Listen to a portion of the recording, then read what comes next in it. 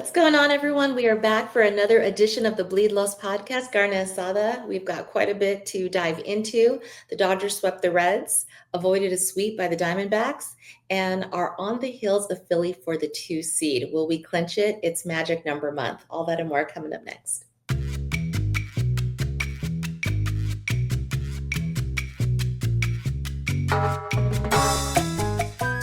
Hello again, everyone. Thank you for joining us for another episode of the Carne Asada. We've got Anthony in the house to break it all down for you, and producer Roger is behind the scenes. But before we get into all that, we've got to make sure to tell you about DodgersBeat.com. Stay up to date and in the know with all of the latest and most comprehensive coverage of the Los Angeles Dodgers.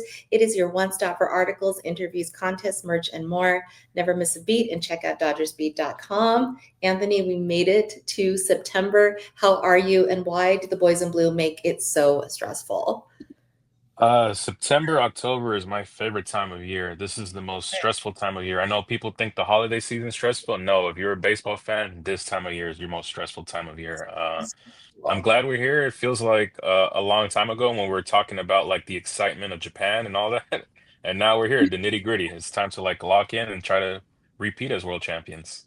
Oh my gosh, I hope they do repeat as world champions. I think about it all the time, and it's getting to that time of the year when we start like scoreboard watching the calendar. It's all ticking down. How many games do we have? We've got what, 20, 25? Yeah, less than 30, like 25 around there. I may be wrong, but yeah, around that number. That's right. So we are going to just try to enjoy every game, but it does get a little nerve wracking when you start watching the other teams and how they're doing as well, because I know we're all in it for that 2 seed. But this morning brought us some news that I kind of was like, whoa, this is kind of what I wasn't expecting. But what did you think of the Dodgers signing old friend Andrew Heaney? That also caught me by surprise. That was not the notification I was expecting on my phone earlier in the day. But reading up on it, apparently he has his off-season home in Oklahoma City, so it gives him kind of a easier place to go. And I think it's just kind of more of a injury piece, just in case something does happen, someone does get hurt, we have a reinsurance in him.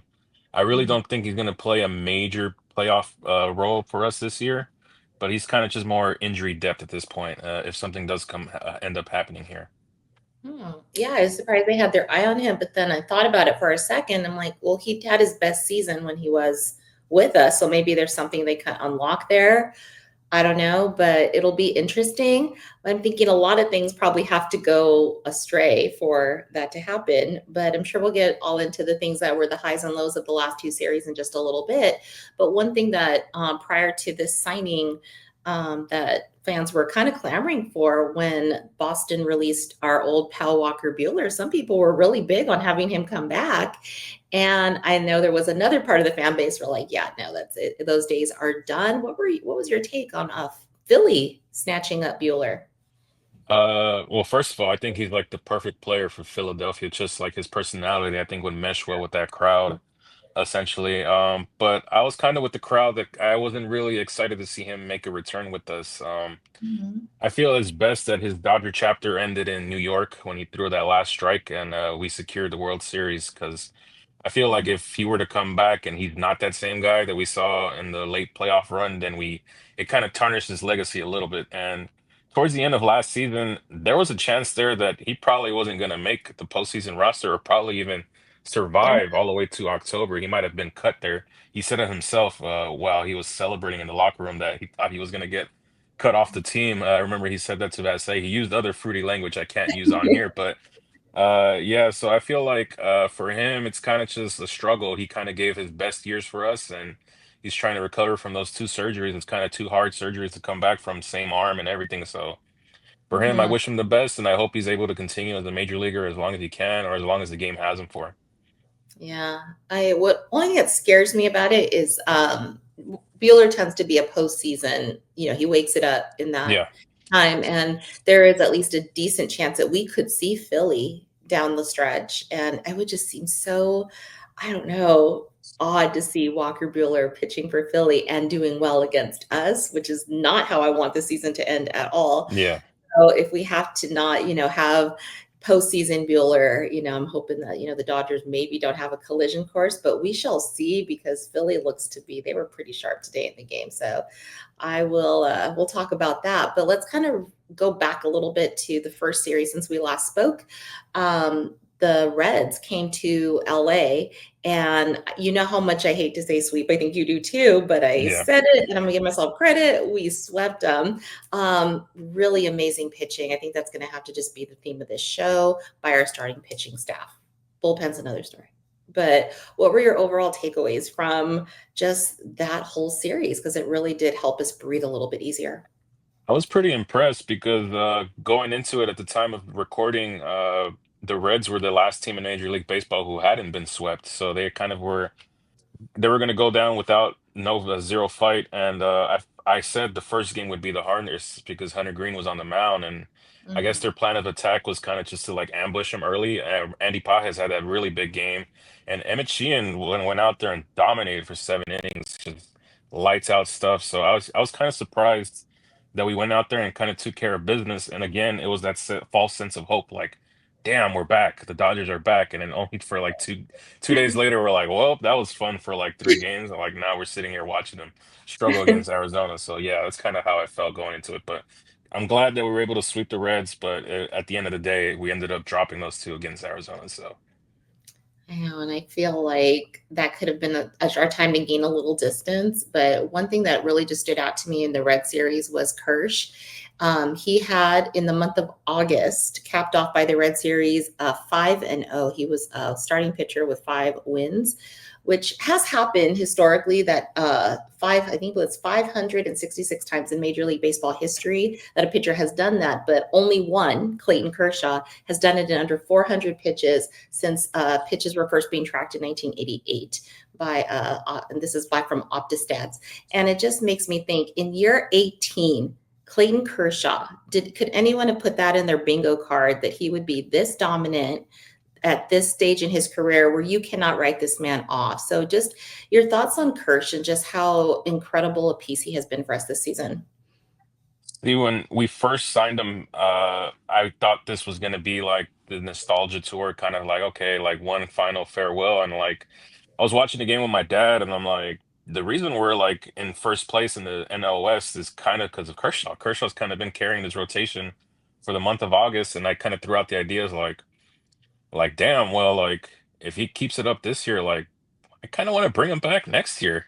And like at Really? worst, he'd be an inning eater at the most. And considering the Dodgers' luck with rotation and starting rotation, these guys drop like flies eventually. So like the more arms, the merrier. I know we got guys coming back from injury as well too, but we saw how what happened with Dustin May. He looked kind of shaky coming back from an injury. So you can't count on starters to like be impactful right away. So we'll see where he's at. But I kind of threw that idea out. I'm like, I wouldn't mind if Kershaw, if he says like, yeah, I want to do one more year. I'm like, sure, let's do it. But yeah, it's kind of like amazing to see that he has this stuff because he doesn't have that fastball sits like at 92 miles per hour, but he's gonna throw all 92 miles per hour to them. And like I said before, I've tweeted it out. I think he's gonna have that curveball until he's 80 years old. It's just like it hasn't changed 1 minute since when he first came into the league till now. So we'll see where he's at. But I wouldn't mind having him next year, even for one more year.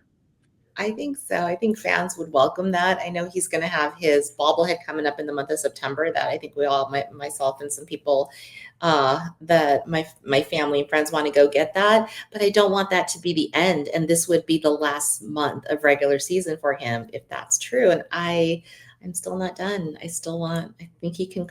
The way he looks now, I really think that we could see a little more Kirsch. Now, I mean, there's even talk he could possibly even, how will they use him in postseason? But in the past, I may have been a little more hesitant to say he's ready for that. But part of me thinks he can be used in a very creative way in postseason. We'll see. Those decisions will have to be made soon. But overall, our starting pitching staff as a whole, how impressed are you by what we're seeing? I mean, they're going 7 innings now. Yeah, That that's one of the main reasons why it's frustrating because there was a time where like we had nobody go 7 innings. Our starters were only going maybe five at best, and like now everyone's kind of rolling at the same time. And like even sometimes like someone will have a bad start, but they'll still like be dealing through six. And you'll look at the offense, and like they'll have 1 or 2 hits through 6 innings, and like it's so frustrating. I can't imagine what it's like being on the mound. I could see Glass now is getting upset a little bit. You can see Yoshi starting to get a little bit upset as well too. Blake Snell kind of like, damn, we're like out here rolling and we can't get a single like run of offense at all, stuff like that. So it's very Mhm. frustrating from that standpoint. But like I love it from the starting pitching that like there's like 4 guys now, 5 guys that I trust.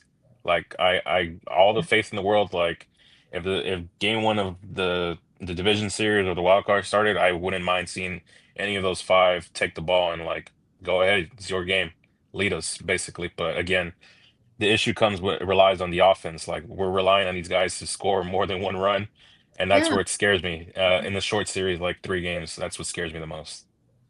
Well, in the month of August, our NV3, our top guy, Shohei had 7 home runs. Freddie had 7 home runs. Mookie had 3, and all their batting averages were pretty legit. And so I'd say that they're kind of on their way back to a place where we like them, barring those few games where we're just like, where's our offense at?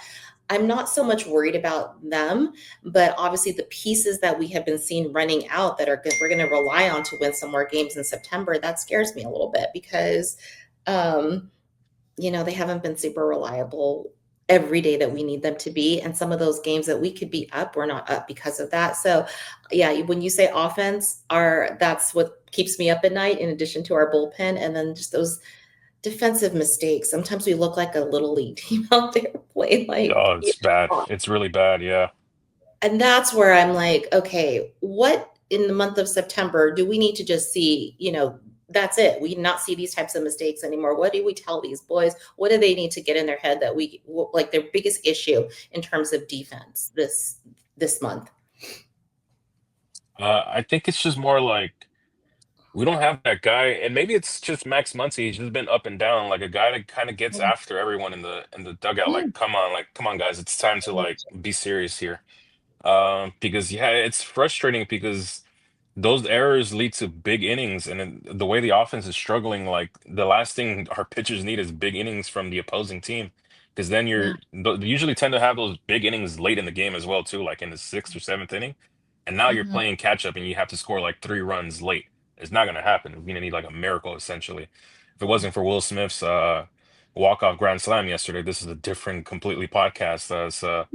But yeah, Yes. thankfully, they do tend to have clutch moments, but I want to avoid as many of those clutch moments as possible. Because are you really a good team if you have to keep coming back from behind multiple times? You just proven that you're clutch. Yeah, that's awesome. But I would prefer to put these teams away early, play with the lead, and kind of like give yourself that breathing room instead of trying to stress over who's going to get me 6 outs, and I need to maintain this 1 run lead, basically. Yeah, and that's, I mean, gonna be lead me to just, Yates and Scott. I know that the fan base is really just kind of like they have some very colorful things to say because these were our off-season big acquisitions that we thought, hey, they are some lights out pitchers. What is the deal? I mean, I get really nervous when they're coming out. I don't know. Do they even make the postseason roster if this continues? Man, Mm, I think they're going to be stubborn with Tanner Scott. I think Kirby Yates is kind of the guy who's like he's proven he's not that effective. He's mhm, probably on the outside looking in, but I think Tanner Scott just because he throws fast, he's a lefty reliever as well too, kind of like a premier like because all you have is Jack Dreyer down there. yeah. Um, yeah, I think they're going to be stubborn with him. I think they're going to give him as many opportunities to like fail here in September or hopefully he figures it out. He looked pretty good up until he started like crumbling there, which is the issue. It's been like, okay, he gets 2 quick outs and then he struggles to get the third out. And before you know it, there's like 2, 3 runs up on the board. But I think they're going to be stubborn with him. But I don't know if he'll be like they were saying on the broadcast. I don't think this team has like a closer. I think it might be just like whoever's hot at that time. And like Mhm, we'll see what it is. I know they're talking about Edgardo, maybe Blake Trinan here. He's the most mhm. experienced guy down there, so we'll see. Yeah, we'll see. I mean, obviously, I don't want the guy to like fail because his success is our success. But, I was in the stadium yesterday and I mean, they cut to it in the broadcast pretty quickly, but you could hear fans booing. Yeah. They were not happy. And I think just the standard of the Dodgers is that you know, like you say, leadership is part of it. But I know, Dave Roberts, he can't play the game for them. He's putting out what he has, the best thing that he can do. And these guys are paid to perform. They know, and they gave us every reason to think that these were going to be, some standout pitchers in our bullpen. But I don't know if it's mental or what happens to Tanner Scott, but it's very hard to watch him give up all these home runs, because up until like this year, I think he'd only given up, I don't know, just like in two seasons, he'd given up like already way less than he's given up just in our one season. I think he's at 9 home runs and he's blown how many saves? All Yamamoto games almost, right? I think that's what you Yeah. texted. So how does Yamamoto feel about that? It's like Yeah. Yamamoto is a gem. Um, yeah, so I guess we'll have time will tell, but that was a little bit concerning for I do have some positive news for you. Mhm. Shout out to the Baltimore Orioles. They managed to steal a game today from the Padres, so now we're up 2.5 on the NL West. So shout out to everyone down in Baltimore for stealing that game for us. Yeah, as of filming this, we were kind of watching that, and so that we were in like the end of that game. So thank you for updating. So we're now, yes, thanking the Orioles. But I think we're playing them in the very near future, so we'll beat them that time. But we're rooting for them now, kind of like the Brewers. I think the Brewers are playing the Phillies, right? And I Yeah. think the Phillies won today. So that's going to be another one, because in order for us to get that coveted 2 seed, we're going to need to kind of probably take down the Phillies. So we're fast approaching. We want as much distance as we can get. So these 2 next series are going to be big.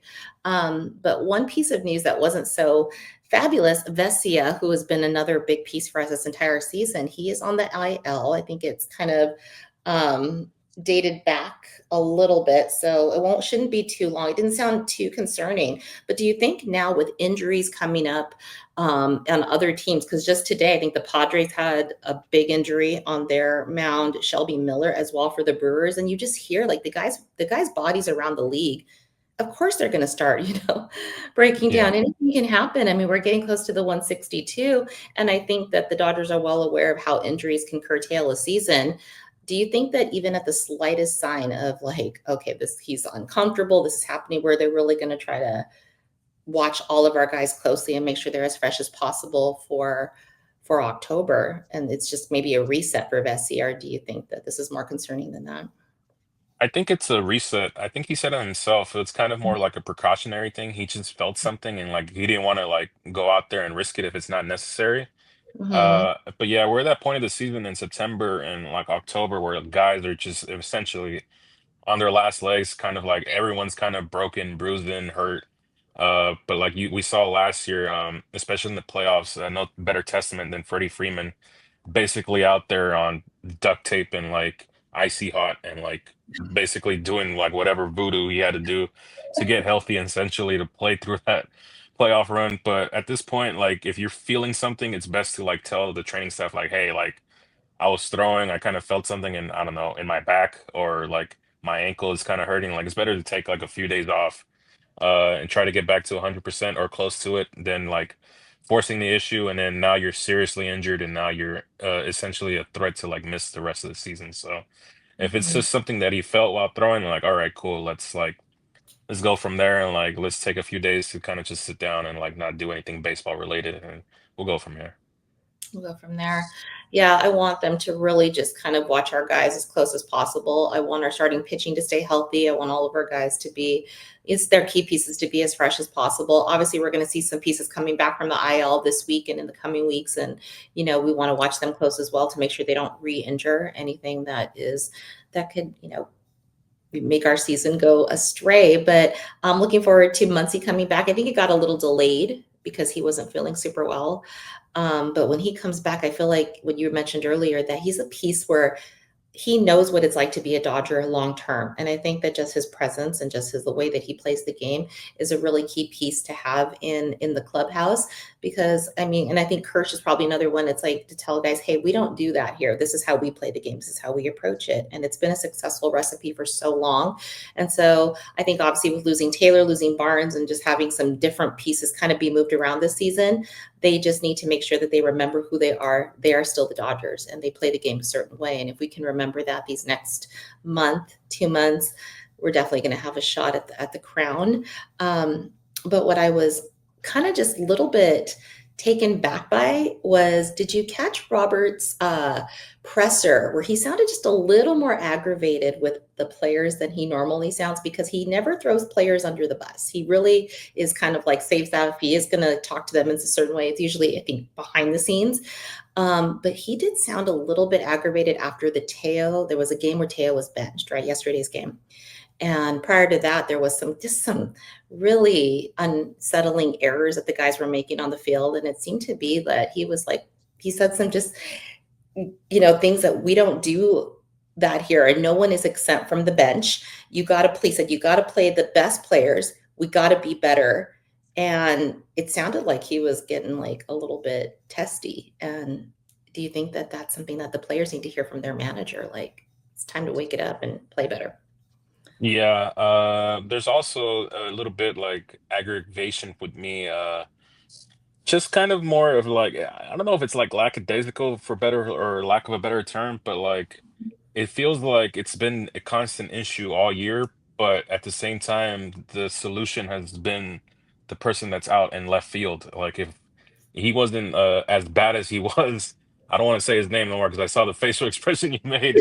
If he hasn't been as bad as he was all year, I feel like this could be like easily just like pushed to It's the side, but it's just a glaring issue now, and like I feel like the only way it's gonna be solved is if like he's gone, and I yeah. just don't know. I remember I sent the text to both you, producer Raj, and I'm like I would bench both Pajes and Teoscar kind of because they both had like multiple errors in that one game, and I know Teoscar got benched the next game, but like I was kind of just frustrated and over with it. I'm like, I would have kind of just pulled him now. Like it was the seventh inning, and I had a feeling we weren't gonna win that game. Like, but that was just frustration getting to me at that point, and you could tell it's starting to give to Dave too as well with his post game pressers and all that.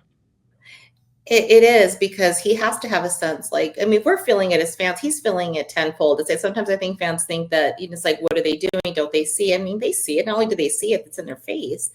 And I didn't want to say his name either because I feel like we're beating a dead horse. And my visions of him not being on our roster anymore. I feel like with every game he just does just enough to stay, or something happens, and I feel like, I mean, you made me laugh with your other text about like he's just going to stay through the rest of the season, and he's going to become the NLCS MVP, and we're just going to have Yeah, because he to. had that home run, and yeah, I was like, what if he just like gets hot in October? Like he's like he randomly just like turns into our best player in October, and I'm like, that's not out the picture if he's gonna stay the whole year. But yeah, I'm just over it. I'm like, one of the main reasons I'm like, I'm glad the season's almost over is I don't have to watch him play for my favorite team anymore. It's basically at that point. I mean, he would do that just to stun us all and just shut us up, like after all the crap talking that we've done all season. But I really feel like we need to see something different, and I want to see it this month. We got to start forming and gelling together what the team is going to look like in postseason to make sure they're ready to go. And so I guess we'll see, but I'm really looking forward to some pieces coming back. I know Kim's going to come back this week. They activated him today. Today, Um, yeah, today. yeah.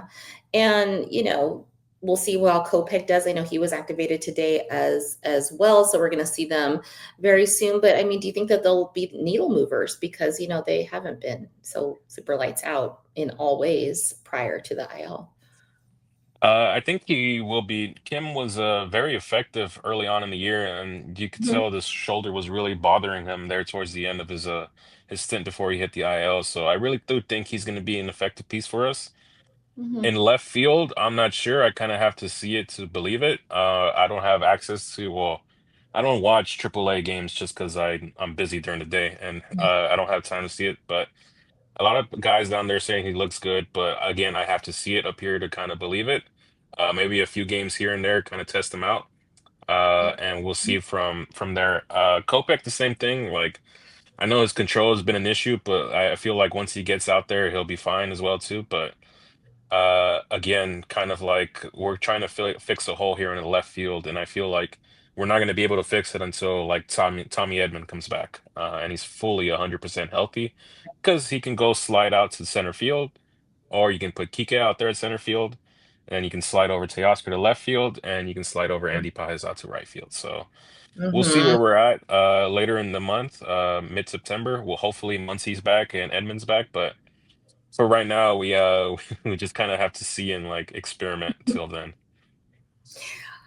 Yeah, I guess so. And us fans are getting antsy. I mean, we do the podcast, but we're like mega fans. And when I'm watching it, I'm very emotional. As you know, my texts are I'm livid. And I was so happy I was at the stadium yesterday because I'm like, if I was home, I'd be misbehaving and I would have flipped a whole table when Tanner Scott gave up those runs. And just like I was the night before when Kirby Yates gave up the runs, and then I calmed down. But absolutely just, I feel it too, and I want to win just like everyone else does. And I know when I look at all the chatter around all the league, we're just passionate about our team, and we see it coming to the end.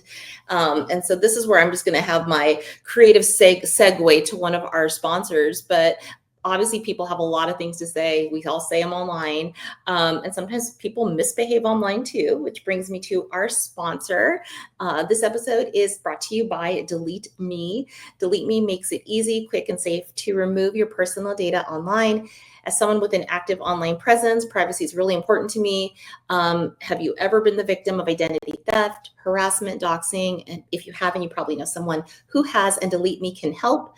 Data breaches are common enough to make everyone vulnerable. Take control of your data and keep your private life private by signing up for Delete Me now at a special discount for our viewers and listeners. Today, get 20% off your Delete Me plan by texting HIT to 64,000. The only way to get 20% off is to text HIT to 64,000. That's HIT to 64,000. Message and data rates may apply. So back to the show. Just one person I kind of wanted to bring up on the heels of that is someone who I feel gets a lot of hate, but I feel like he's been coming through for us is Miguel Rojas. I mean, Yeah, yeah. such an important piece, and people are always like, "Send him to the moon." I mean, we need him, right, Anthony? The broadcast even said it himself. Like he's been our most important hitter for like a good like month or two here, and I feel like if Miguel Rojas is our best hitter for a 2 month period, then we are in really big danger because he's kind of supposed to be like our Shohei setup guy. He's supposed to set the base for Shohei when he's last. But he's kind of been raking. I kind of do like him. Again, he's kind of been asked to like play multiple positions for us, and he's kind of like up for it. But yeah, as a veteran guy, so he knows what his role is essentially. He's kind of just like, okay, I'm not gonna play every day, but like when I do get the chance to play, like I'm gonna be effective in my own little manner, whether that's on defense, whether that's on offense, or whatever it may be for him that day. But yeah, I like the way Miguel Rojas is playing. I know he's not a very popular player on social media, but I don't know. I feel like he's had a really good, solid year for us, and he's not the number one reason if we do end up not winning a world championship. Miguel Rojas' name is not going to be the number one reason on my list. He'll probably won't even make the list overall. I'm not going to put it all on him solely, but yeah, I feel like he's done his job this year, and like I've been satisfied with the results. I like that he does. He knows his role. He knows what he has to do, and he gets it done. And on not every single time, but he does. And I like that he is willing to kind of move around, be the versatility that we have in him, and some of the other players that we're gonna obviously have coming back. I want to see that in full effect, and Miguel Rojas is a piece of that puzzle. But one thing that was concerning to me, and it might not show yet, but I see how wonderful Yamamoto has been doing. I mean, he hasn't had a perfect, all his outings haven't been 100% perfect, but the guy shoves, and he has been with us like from the beginning. He makes his starts. He has pitched, I guess he's approaching 30 starts, which is more than he had ever pitched in Japan, which was Yeah, at six. And he's, going his 7 innings, giving us all of these pitches, high pitch count on certain outings. And what scares me is that are we gassing him too much? And he won't be, right when we need him the most in October, will he be ready? And should the Dodgers be kind of like really watching him extra close? Because to me, he's our ace, he's our solid. So are we worried a little bit about Yamamoto? And should we just kind of really measure how we use him in September? yeah, but the issue is that we don't have like our margin for error is so like little because we're chasing Philadelphia, and The Padres are still really like close to us. I know 2.5 up, but like still like the way the Dodgers have been playing, there could be a. It's not out of the ordinary if we like drop a few games here or there. So that's why I'm kind of like there's kind of no room for error. But if they have to skip a start, maybe kind of just like hold them back for a bit and like throw. I know they removed Sheehan from rotation. Maybe just give him a start, kind of like hey, like Yoshi needs a breather. Like, can you like slot in and like we'll give him a few more extra days. But I thought he looked really effective yesterday. He was Okay. in line for the win. I felt like that was his best game in a little while, and of course it went to the way it did. But I feel Mhm. like yeah, he's one of our most important pieces. But thankfully, most of our starters like we have five solid starters with him, so the pressure's not all solely on him no more, like it kind of was last year, where it was kind of just Bueller, Flaherty, and himself. That's like Good. a lot to ask for a rookie to like. Okay, here's your first taste of the postseason. By the way, here's the ball game one. Good luck, kind of deal. And like now that pressure, he's felt that pressure. He's pitched at the big stage in the World Series, so I don't think he's gonna be phased going into October. Mhm. He might be tired, but at the same time, when you have five other guys that are like, or four other guys that are putting up 7 innings max, I think that kind of builds up that competitive nature in him. Like, well, if my peers are going 7+ innings, like, why am I being like the weak link? Even though he's not really being the weak link, I just don't have a better phrase for it right now. But it kind of feels them like, well, if Kirsch and Shohei and Tyler and Blake are going 7, like I can go 7 as well too, or 6, whatever that may be. So maybe they do give him a breather here and there. We'll see where we're at like midway through the month. But yeah, it's concerning that he's pitched this a lot of innings, but we'll see where we're at. I mean, he's given us a season that has been, he has a 2.82 ERA on the season. I mean, we couldn't have asked for anything more from him. So I just want to see him make it through and be as effective as he's been for the remaining time that we have left in the season. So that's kind of just want to have our boys. I want to, like I said last episode, put a pause button, have them be healthy because this is where it gets real. This is where it gets serious. And we're really trying for that 2 seed. And a few days ago, when we were losing those games to the Diamondbacks, I'm thinking, oh, wild card, here we come. But do you still have confidence that we can stay out of that? I still have confidence because we're gonna play Philadelphia for 3, and it's not in Philadelphia. It's gonna be here in LA. I've already confirmed I'll be there for Freddie Freeman, right? September 15th. So I'm putting the streak on the line. A very important game, very big game. But that's why I won't say like I won't commit to saying they'll be playing in the wild card because what if we just go in there and we sweep Philadelphia?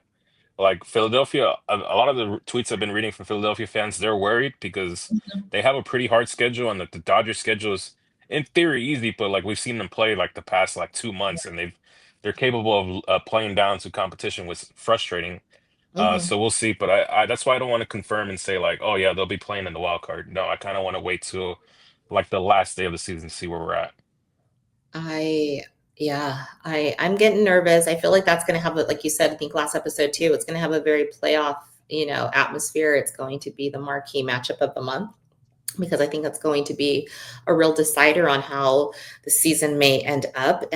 Granted, we have to play this week, I believe Pittsburgh and the Orioles, and then we'll get all ready for that. But the Diamondbacks just didn't lay down. I don't know if you see them again the rest of the season. Maybe you can speak to the schedule outside of that. I think we may see them one more time. Not sure, but we I will. would have to do some quick research Yeah, here. I know research. the Dodgers have one final series against Seattle, which could be Oh, very, very competitive because that's Seattle's going to be competitive. fighting for the AL West, and we might be fighting for the second seed. So that one might be an actual like dogfight.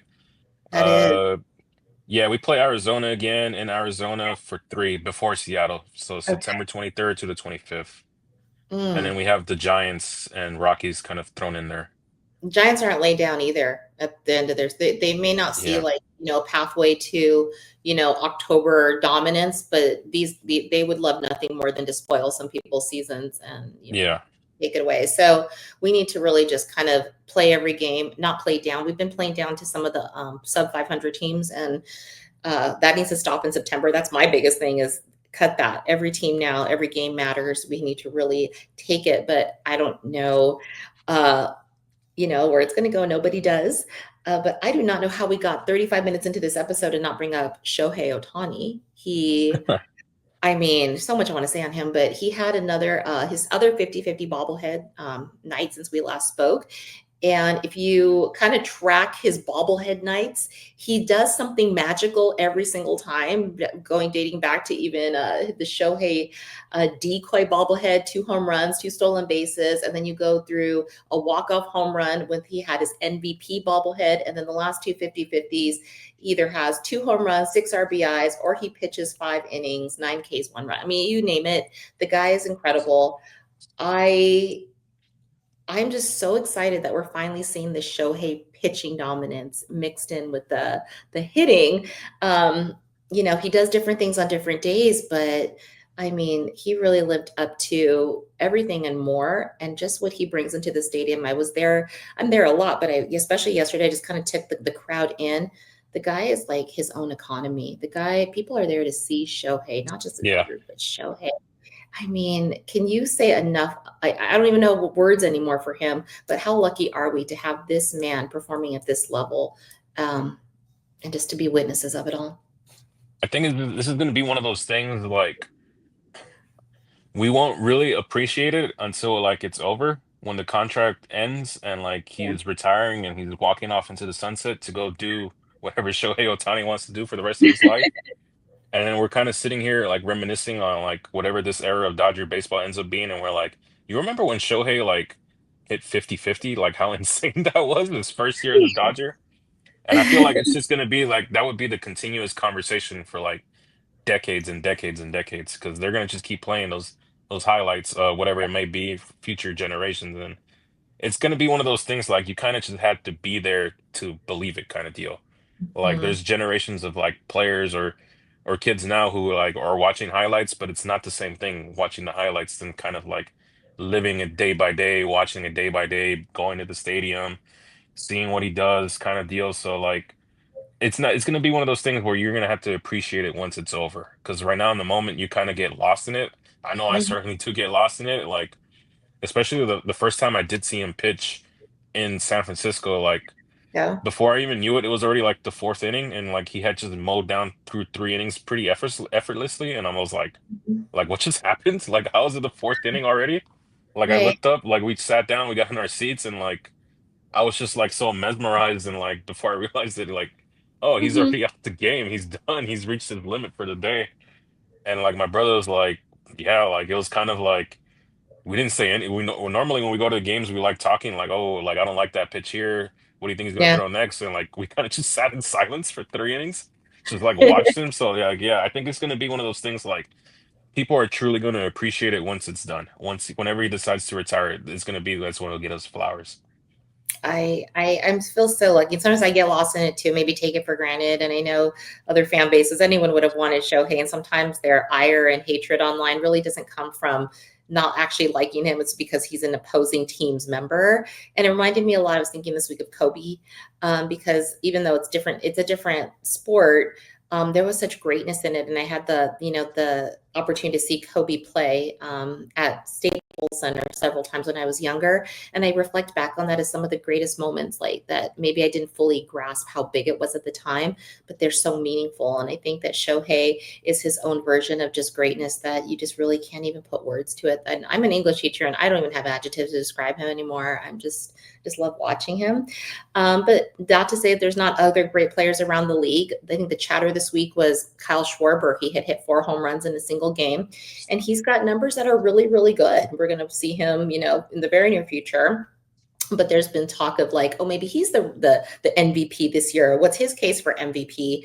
And in your mind, I mean, do you still think that Shohei is like the runaway MVP? I mean, I do, not just because he pitches. I just think that there's just so much more, of him that builds into that argument. Yeah, I think Shohei is trending towards that dangerous category of like I'll use the NBA for an example. Like Michael Jordan was the best player in basketball for so many years, but he wasn't the MVP every year just because Hmm. they could have gave it to him every year, but they're not gonna they're gonna pass it around to different players. Like Okay. I remember Charles Barkley won it one year, so stuff like that. So I feel like that's kind of the area we're trending towards. Like if the voting ended today, Shohei would be my MVP, but like years from now, maybe like 2, 3 years from now, will he still be MVP if he's putting up the same numbers? But like, let's say, I don't know, some random player that I can't think of now, like puts up numbers similar, and like he has a better their team has a better record than the Dodgers, stuff like that. Kind of like little things here, kind of give the guy an edge, like oh, okay, he'll be the MVP this season, kind of deal. But we all know who the best player in baseball is. It's kind of one of those like if I think if you gave Shohei the option of like, do you want to win the regular season MVP or World Series MVP? Which one do you want to pick at this point? Like, I would rather have the World Series MVP than the regular season MVP because that I, means I won the World Series, I have a ring, I have a parade, I can party the rest of the off season. I'm kind of like solidified. So at this yeah. point, it's kind of like I don't, and also I don't think he's kind of the player to like kind of like lose sleep over this. I don't see him like being someone like, oh, I lost the MVP, like I was robbed. I think he's just gonna go about his day and like, okay, Mhm. and just like keep it going. Like I don't think it'd be more of a bigger deal to us fans than it is. And Kyle Schwarber is actually a really good player, and like if the Dodgers were to match up against Philadelphia, he'd be one of those like players where I would highlight like be Mhm. fearful of this guy because he's hit home runs in the ALCS, the ALDS, the AL wild card, the NL wild card, basically any big platform you can think of, he's hit a home run. So he would be Mhm. one of those players I would highlight in Philadelphia. Like avoid pitching him. Like if you have to, give him the four. Go take your base at first base. Like avoid throwing to him. But we'll see. I think Shohei's going to win the MVP this year, but I also don't think he's going to get lose sleep if he doesn't win it this year at all. I also think you like if we talk about the whole 10-year contract, he won't win it every year. And there would be voters fatigue if like, oh, the Dodgers win the World Series every year, Shohei wins MVP. That can't happen. There's gonna be years in his contract where those things don't occur. And it's probably for the best, or else the competition is people want to feel like they have a shot. And there are Yeah. really good teams that deserve things. So as much as I want the Dodgers to take everything, that wouldn't be good for the league. And I get that. So I do acknowledge that there's some really amazing players to watch, Kyle Schwarber being one of them. So we'll see where that goes. But one thing I noticed that fans really get like all up in arms about as they see like the kind of the lead that we once had, the 9-game lead with the Padres, and they see how close we are to possibly not making the 2 seed, is they just get so upset at the players. They get upset at and it's like I told you earlier, we all are fans, we all get emotional. But I don't know if you caught Mookie did a podcast on his On Base with Mookie Betts recently with Will Smith. And one of the things that he mentioned that really just like made me think about, and I really liked it, is he said he appreciates that there is challenge there and there's like kind of like the tight race that the Padres offer because it does keep them on their toes, especially going into September and October. And the times when we've run away with the division and been up, 111 games, 106, we didn't win the World Series those years. It seems like that is true. And I think we worry about it more than the players do. And I think the players look at this tight race as a positive. What do you think? Yeah, it has its positives and it also has its downs. I think the more positive tend because yeah, it forces you to be competitive the rest of the month of September, but it also if through that competition you risk injury and you risk all sorts of stuff as well too. You could also risk just falling out completely and like say the Padres just catch fire this last month and you're on the outside looking in. But the one year they did end up losing the NL West, I mean, it took a miracle Giant season. The Giants basically took us to the brink, and we ended up winning the NLDS against them. But the issue was we just ran out of gas when we faced Atlanta, and Atlanta was kind of hot too as well too. But at the end of the day, if I were on the Dodgers, I would look in the mirror and kind of do the are we good enough to kind of win one game on the road in the playoff series? Because you don't have to win multiple games on the road. You just have to win one.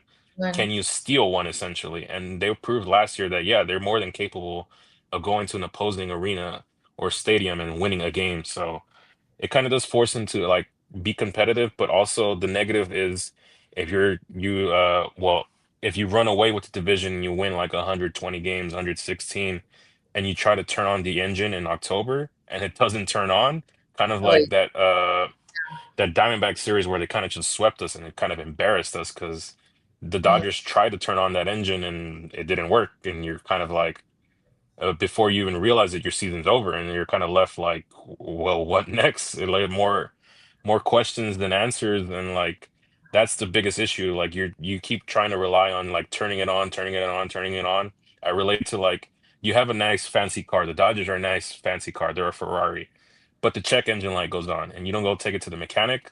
They're like, oh, Yeah. don't worry. It's like the playoffs are far, far away from here. Like we'll take it back then, but you keep avoiding it. You keep avoiding it. You keep avoiding it, and now Yeah. you're in September, and you try to turn it on, and it won't turn on.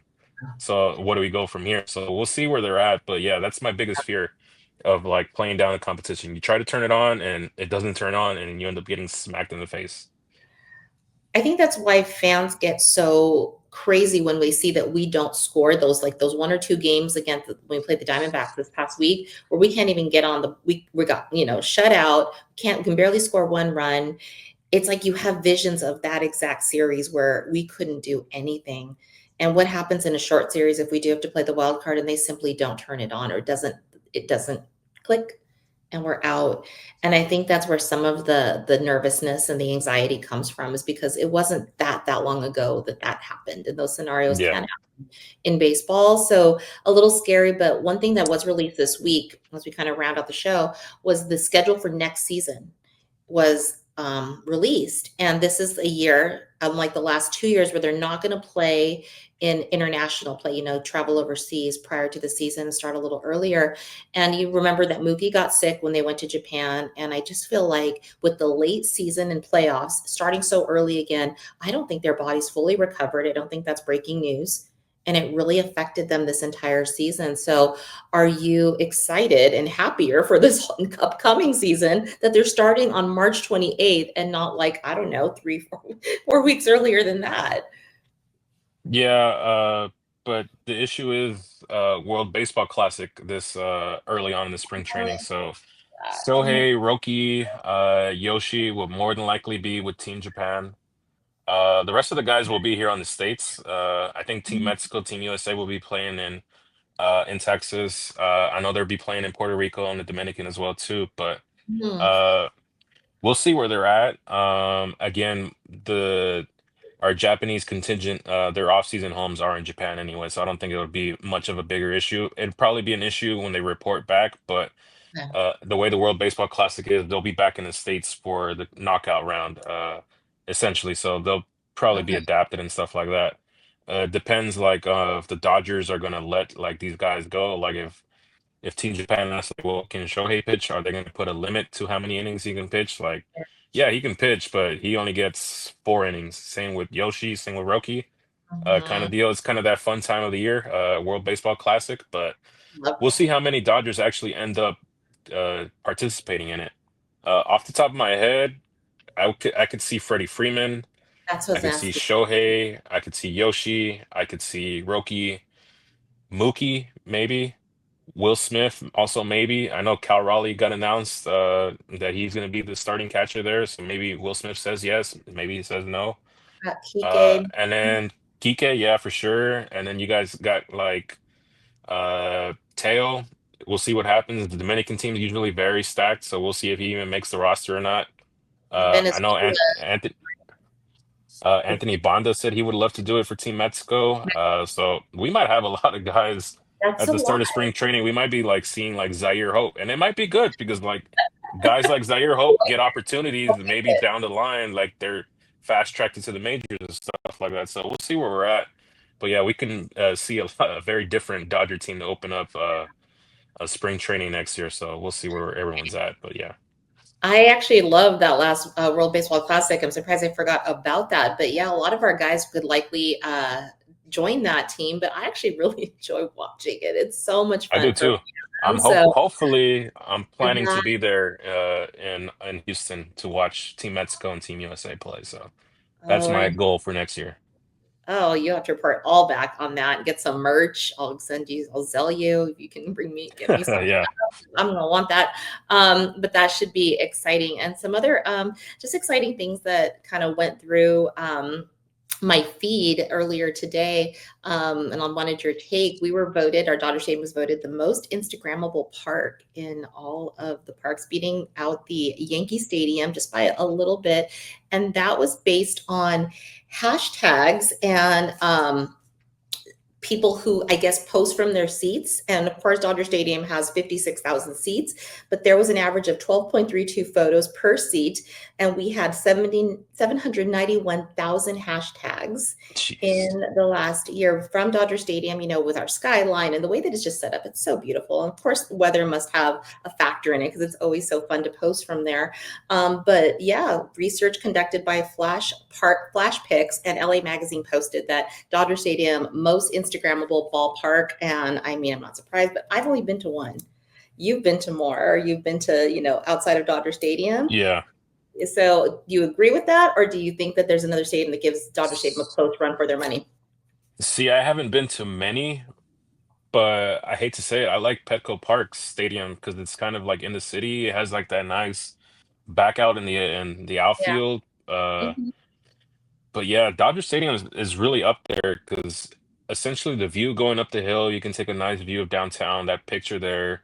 Everything Yeah. outside the stadium as well, whether it's the bobbleheads, the giant rings, or the palm trees. Color. So Yeah. I can't imagine like the amount of pictures I've taken from it's probably a lot because it feels like every corner you can take a nice, decent photo, whether it's with your family, significant other, friends, stuff like that. And at your seats as well, too, you can take a picture of what you're eating, take a Mhm. picture of the game action, take a picture of of the scoreboard or guys warming up in the bullpen. So yeah, like I can see why this is number one. Um, Hopefully, I'm still able to go to Seattle at the end of the month. I want to see what it's like out there. It looks very fun on TV, but we'll see where it's like in person. And if I had to rank a really bad one, um, man, I would probably say it's either it. Well, I've only been on the outskirts of it. Angel Stadium is pretty bad. Angel Stadium is like it's just like a giant parking lot essentially, and like inside the stadium too is like some nice views here and there. But if you're sitting out in that in the outfield where the bullpen is, you're kind of blocked off by both bullpens. It's not really like a Dodger Stadium where they have them off to the sides. Another ballpark that I like just from like we'll be there this series is actually Pittsburgh. I like Pittsburgh because you have that bridge out there. Mhm. So we'll see. I have a lot of stadiums that I have on like my to-do list that I hope to get to eventually. But yeah, uh, if I were Exciting. to name the top three, it would be Coors Field, Yeah, for sure. Pittsburgh, and either one of Fenway or Yankee Stadium. One of those two. Because Fenway as well is like one of those nice like old classic stadiums as well. Definitely want to check that out in my life. I have my bucket list of stadiums, just haven't done a lot of stadium travel. And I go to Dodger Stadium and just, born and raised LA girl. So I haven't been to too many, but I do have people who have been to Petco. So although I do not like the Padres, I will give them props. They do, everyone that I've ever talked to says that Petco Park is a pretty awesome stadium and they do have good food according to what I've heard. So we'll give them that. But yeah, so just kind of again rounding things out here. I don't know if you heard it, but November 1st is going to be Fernando Valenzuela Day that got announced recently. Yes, I heard. Yes, his birthday. And so just kind of like initial thoughts. I mean, I think that the city of LA couldn't have honored him any better. Yeah, it's gonna be awesome. Kind of like to start the November 1st for me, it usually is like the very end of the baseball season. Usually the Yeah. World Series is kind of decided there. So it's kind of like a bookmark to whatever the Dodger season ends up being like, okay, well, it ended in a World Series championship, so we can celebrate and like let's bookmark it here with Fernando Day here. I wonder if there'll be like there probably will like parades and stuff like that, or like Same. festivals or small stuff like that. Kind of just far out from now. We're September, so maybe there's stuff in the works we just don't know about yet. But I'm excited to see like what we do here in LA. I know we have a lot of murals for him, and like I can't Girls. really like describe the significance what he means to a lot of people here without doing him proper justice. So I'm excited to see what we have planned for him here in November 1st. I feel like the Dodgers as well will probably have something for him, whether it's a small festival or like an event or like a mural or a bigling and stuff like that. So I think that that's something that I like that the Dodgers seem to think about that and are still keeping, really close with his family and thinking about how the best way to honor him because he's iconic. He'll always be iconic long after death. You still see his mural when you come into Dodger Stadium, still up, and his presence will always be such a big factor. And although many fans might not know this next guy as well, I think there was a guy that always used to kind of be the guard of the Vin Scully press box, and he was a big staple at Dodger Stadium for the last 50 years. Stephen Nelson posted it. I know Roger, our producer, probably saw him all the time. I guess it was James Mims. And if you remember, Anthony, we went to the stadium not that long ago, and he took our picture right That outside the was fence. him. Oh man, I had a feeling I recognized him when I Was saw the him. photo. Yeah, When I saw that this week, and I was like, I saw it was the only time I've ever been around him. But if you remember how incredibly nice in that one moment, I was yeah, like, and I remembered, wow, I can see why everyone just he's so beloved. And so just wanted to give the family our condolences and just kind of, say rest in peace, because it's clear that he was a big part of, Dodger history and Dodger lore, going way back. So rest in peace to him. And then just kind of, again, I just want to make sure that we kind of say we do have a Japanese affiliate that works with the Bleed Lows podcast. His name's Kohei. He's out in Japan, and he does kind of like the Bleed Lows version of our show, does podcasts and really great features out there. And he posted through our YouTube channel this week. He visited Yoshinobu Yamamoto's manhole. Remember, we had talked about that they're doing yeah. manholes in their hometown. So really cool feature. I caught it today. So if you get a chance to visit the Bleed Loves podcast YouTube channel, where you're probably watching this right now, definitely check out Kohei's little feature on Yoshinobu Yamamoto, because it was a really fun way to kind of check out the history, and really you get a very good sense of just how powerful and how big baseball is in Japan. So that was amazing. So shout out to Kohei. You are incredible. So that brings us to this week. We are about to play, starting tomorrow, the Pittsburgh Pirates. We're on a road trip, and it looks like we're going to have Kershaw, Ohtani, and Snell versus Paul Skeens on the third day. Talk to me about your predictions. Man, I'm scared. They're a good pitch. I hate making predictions now because they're just so unpredictable. Uh, well, for this Pirate series, I think we'll take 2-1. I think the Paul Skeens game might be the one where they have issues. Because we've seen guys with, well, I don't know actually, maybe because Paul Skeens is such a good pitcher, they might just chase him because we see him struggle against guys with like 6 ERAs. So maybe it's just like the reverse, but the Paul Skeens game kind of scares me, but that's because I respect Paul Skeens and I like seeing him pitch, and I'm excited to see him pitch this series. So I think we take 2-1 against the Pirates, and we'll go from there. Okay. And yeah, and Yeah. for the Orioles, Yeah. Let's talk I'm about I'm those. lo I'm looking at it. The Sunday game scares me. 10:35 a.m. our time, which That's not. is yeah, We that's don't. gonna. I might just chalk that one up as an L. I feel like we might just sleepwalk through our way through that game. So I say we take 2-1 from the Orioles as well too. So was that Okay. 4 of 6? Yeah, 4 of 6.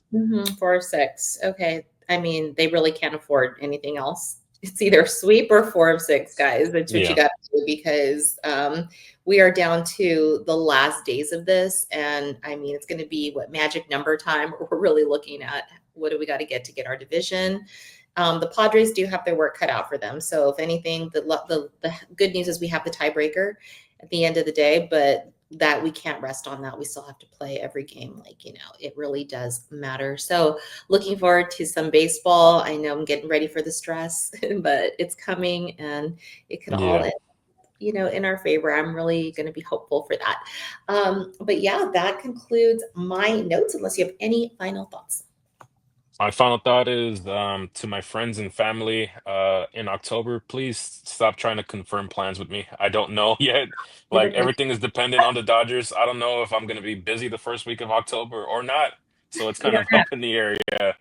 No, because I've had a lot of people ask me like, "Oh, are you free October Yeah. 1st to the 3rd?" And I'm like, I don't know yet. Like maybe not. We'll see. So yeah. Please wait till like Yeah. further in the month to like confirm plans with me, but that's my final thoughts. So everything is like, well, we'll see, but don't expect Yeah, it. Well, that there's actually other things that I was looking at, because I'm actually a big football fan. I don't talk about a lot on this yeah, podcast, but there's some games I kind of want to go to for both collegiate and pro football. But it's going to come down to, but what are the Dodgers doing, and then we'll go from there. yeah. So That's kind of where I'm at right now. so we'll see. I'm hoping that I'm busy all of October with Dodger baseball. That is Yeah. what I want more than anything. But yeah, that is going to do it for this episode of the Bleed Loss podcast. Anthony, it has been fabulous, getting your thoughts on everything. Don't forget to check out our handles. You can find me on Instagram and X at Ravine Queen 1958. Don't forget to check out Anthony's Instagram and X at Anthony Acosta _. And please do not forget to check out DodgersBeat.com. It has everything you need to get you through the week before we speak again, with pregame, postgame. You have interviews, you have articles, everything that you can want will be on DodgersBeat.com.